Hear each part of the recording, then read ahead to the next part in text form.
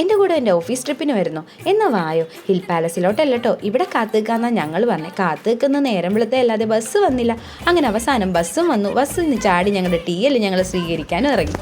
ഞങ്ങൾ ബസ്സിൽ കയറിയപ്പോൾ തന്നെ ബസ്സിൽ ഫുൾ ഓൺ ആൻഡ് വൈബായിരുന്നു കേട്ടോ. പക്ഷെ ഞങ്ങൾ ഇറങ്ങിയില്ല, കാരണം ഞങ്ങൾക്ക് ഇത് ഇവളും കൂടി വരുന്നവരുന്നു ഞങ്ങൾ ഓൺ ആവണമെങ്കിൽ. അങ്ങനെ കലാപരിപാടികൾ ഓരോന്നായിട്ട് തുടങ്ങിയിട്ടോ, ഡാൻസും പാട്ടും ഒക്കെ ആയിട്ട്. മൈക്കെടുത്ത് എല്ലാവർക്കും പാട്ട് പാടാൻ തന്നെ അങ്ങോട്ട് കൊടുത്തു.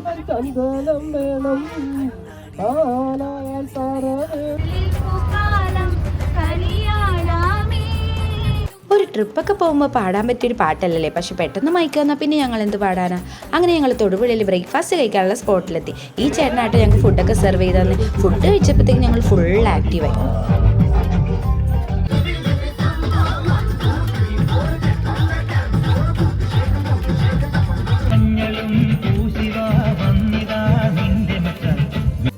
ഞാനിതുവരെ ഞങ്ങളുടെ ട്രിപ്പ് എങ്ങോട്ടാണെന്ന് പറഞ്ഞില്ലല്ലോ. കുളമാവുള്ള ഗ്രീൻബർഗ് റിസോർട്ടിലാട്ടോ ഈ പ്രാവശ്യത്തെ ഓഫീസ് ട്രിപ്പ്.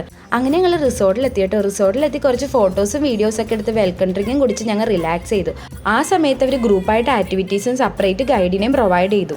ഈ റിസോർട്ടിലെ ചില സ്പോട്ടുകളാണ് നിങ്ങൾക്കും പരിചയം തോന്നും. വേറൊന്നും കൊണ്ടല്ല, 12th മാൻ സിനിമയിലെ മിക്ക സീനുകളും ഷൂട്ട് ചെയ്തത് ഈ റിസോർട്ടിൽ വെച്ചാണ്. പിന്നെ അത് തപ്പി നടക്കലായിരുന്നു കേട്ടോ ഞങ്ങളുടെ മെയിൻ പരിപാടി. പിന്നെ എല്ലാ ട്രിപ്പിലും ഒരു ഗ്യാങ് ഉണ്ടാവും. ഈ ട്രിപ്പിൽ ഞാനും ഫെമി, ഷയാന, അശ്വതി ചേച്ചി ആയിരുന്നു കേട്ടോ. ഞങ്ങൾ 4 പേരും കൂടി എല്ലായിടത്തും നടന്നിരുന്നത്. അതും ആദ്യം തന്നെ ട്രക്കിങ്ങും ആയിരുന്നു ആക്ടിവിറ്റി.